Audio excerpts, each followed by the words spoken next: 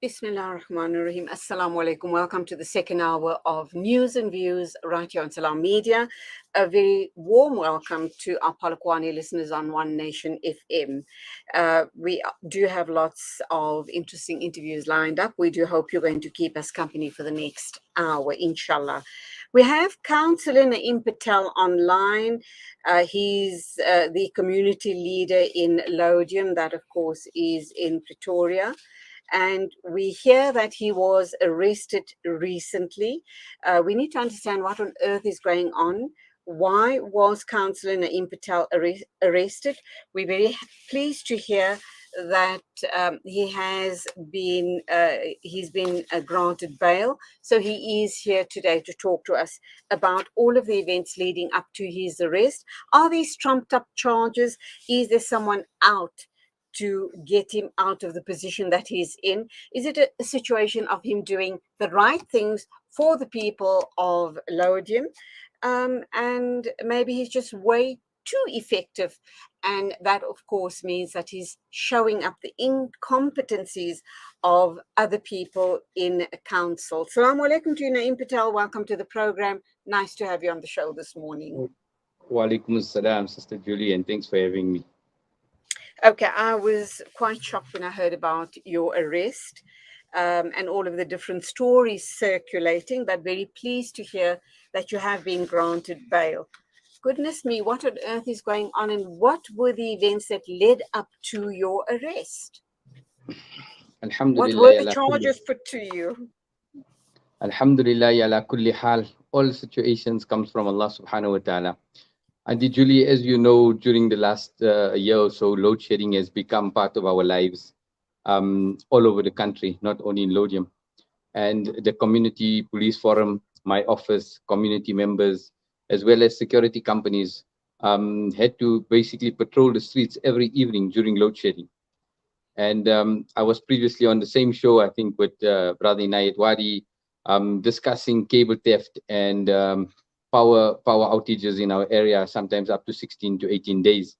And there's nothing different. On the 10th of March, Friday, we did again a patrol in our ward during load shedding. We came to the Laudium tennis courts, which has a dilapidated clubhouse. And when we searched this clubhouse, we found two young teenagers, or I'd say just probably in their 20s, with guns. And we sent somebody to the Laudium police station to call the police, because the police station closes during load shedding. So if you have any issues during load shedding, there's nowhere to go. Goodness me. And no phones work during load shedding either at the police station. But one of the CPF members, however, brought the police to the tennis courts. We handed over the two suspects with the guns. 15 minutes to half an hour later, the same two youngsters were released. And they robbed another youngster just down the road. On Saturday evening, the 11th of March, we decided to patrol again from 10 in the evening till 4 in the morning on Sunday. This time, during load shedding at about 1:10 a.m., we received on our groups a message that one of the homes in Tat Street, and a street in Laudium, that has been rife with cable theft and meter theft, where 41 meters were stolen in that area in just a period of 3 weeks. We rushed to this place, and when we came there, we found an old lady of 75 years old saying to us, look, she was praying and she heard somebody trying to fiddle with a meter. When we checked outside, the meter was stolen together with all the wiring. We were about 8 cars. We searched the area. Then myself, I was in the next street in the park, looking for a suspect. We then received a call to say a suspect was found. A white gentleman was sitting on the grass a few houses down. When he was approached, he said that he works for one of the security companies. I then contacted the security company, and we were told they know him, but he doesn't work for them. He then changed his story for a second time to say I work for a Muslim man up the road. This was a white gentleman, and this was shocking because, you know, when things like this happen, we don't unfortunately, our mindset is such, we don't suspect white people in our area. We always put the blame on African people that come from the informal settlements. This gentleman then got up, and we found the meter with him. So he had the meter with him. We then searched the area and found a second meter behind a box, a few houses up at the church. And the community were quite angry. And many community members started beating him up. And myself and the CPF leadership then said to the community, please, we can't have this kind of mob justice. But the community continued beating him. He then said to us, please don't take me to the police station. I'm a revert. I have 2 young kids and I'm stealing these meters basically to feed my family. And he said to us, I'm also on drugs. He gave me the name of the drug. I think it was Stuk. And he said, I sell these meters to feed this habit and feed my kids. Please take me to safety. Now, taking into consideration that the police station is closed during load shedding, we then took him to the Laudium Community Center, Civic Center known in Laudium. And we had him there and he said to us, please help me. I need to go to a rehab. My family don't have food. Help me with food. And I'll give you all the information you need. Where's these meters? But I can only take you there in the morning because it's dark. It's in the evening, and this place is in a ditch behind the old railway line on the military road in Laudium. At round about 8:30, 9 o'clock, we took him to this area. I couldn't get down there because it's quite steep. 2 other members went down with him, and they found 16 meters Sure. in this ditch area with him. We have the photographs of him together with the 16 meters. More community members started joining. And as you know, with the community, when you don't have power for 16 days, especially now when many of the women folk have prepared for the month of Ramadan and their savories are going off in their deep freezers, community is angry and rightfully so. We then took him back to the office. We said to him, look, we are willing to help you, but you showed us 16 meters. We need the other 25 that were stolen from the area. And I went to his house. I met his father-in-law, and I said to him, we have arrested your son-in-law, or we've not arrested. I found your son-in-law with this meter and so on. And he said to me, look, he's lying. He doesn't bring any money into the house. He and my daughter are estranged, although he stays upstairs in the garage. But he now and then will bring 5 or 10 rand sweets for the kids, and that is it. I seen one of his daughters, a beautiful young girl. I went back to the office and I said to him, you lied to us. We're trying to assist you. We're trying to say to you, look, we'll help you if you have to go to court and say to the judge, this man comes from a family that doesn't have food and he's on drugs. We need to get him into a rehab instead of jail. But because you lied to us, we now have no choice. We cannot further help you. And he continued crying. In the meantime, more and more people started coming to the Civic Center and demanding their meters because they had case numbers and they wanted to compare it to the number on the meters. And people were asking him, who's behind this? He kept on saying he's alone. And I said, they asked him, what do you do with these meters? The meter costs a resident about 3,500 rand. Sure. He said, I basically cut open the meter, and he showed us he had one of those pliers as well there. And he said, I opened the meter, and inside there's 2 blocks of copper, which I sell to a local scrap dealer in Laudium for 80 rand. And I cut off the wires with the meter, so I get another 20 rand. So he basically gets 100 rand for a 3,500 rand meter to feed a drug habit. And I just want to pause here and say that these second-hand scrap dealers in our areas, I think it's opening up in many areas throughout the country where the MEC there who instructed the police to close these second-hand scrap dealers, they basically get licenses to operate from SEPs. This is the one license SEPs is allowed to give, but they need to take into consideration bylaws which SEPs doesn't take. This specific dealer that he spoke about, TMPD or like you have JMPD, the TMPD, the Tshwane Metropolitan Police Department, together with other departments, went to the house and find her and also tried to close her. And SEPs intervened. SEPs didn't want this building, this specific dealer to be closed. Now we have about 3 or 4 of them in our area. And it's not a personal issue, but we need to have all these dealers closed because it makes it easy for a person to steal infrastructure, a tap, jewelry, anything, and quickly have a quick outlet to go and get these products or that were stolen sold so that they can feed their drug habits.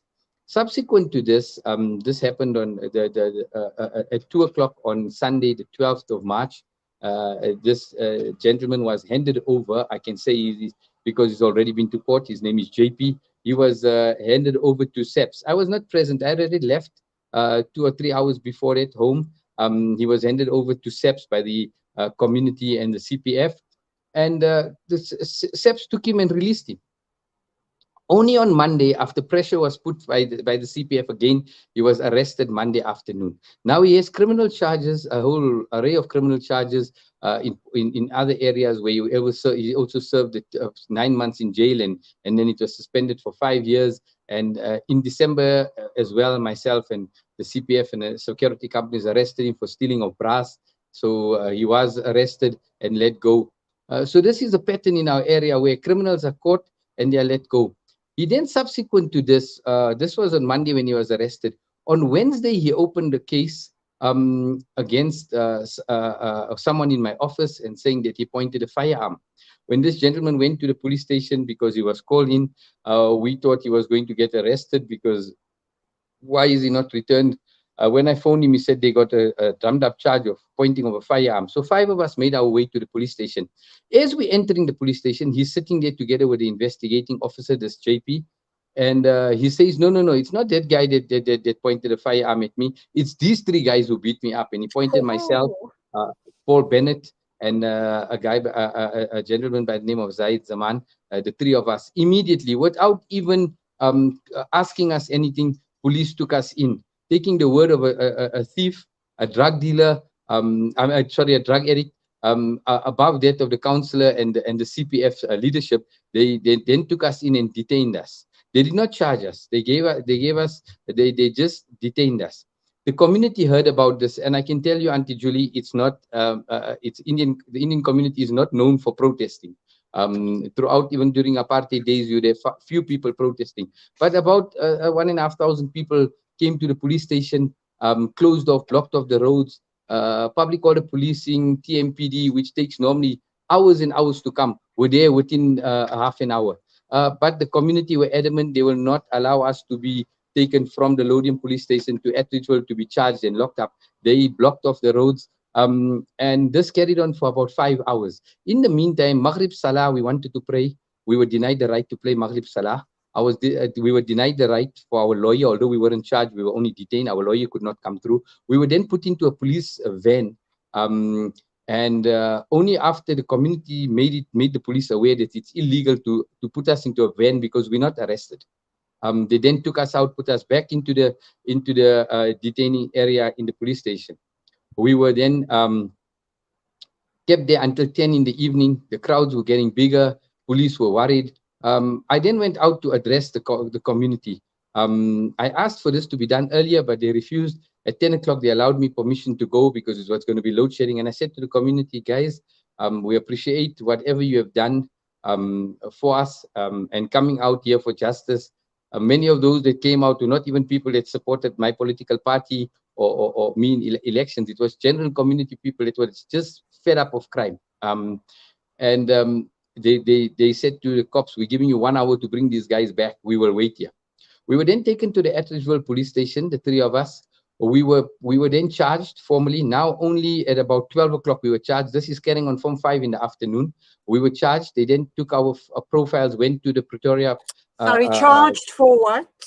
We were charged basically for 3 things. I was charged myself for kidnapping and for grievous bodily harm.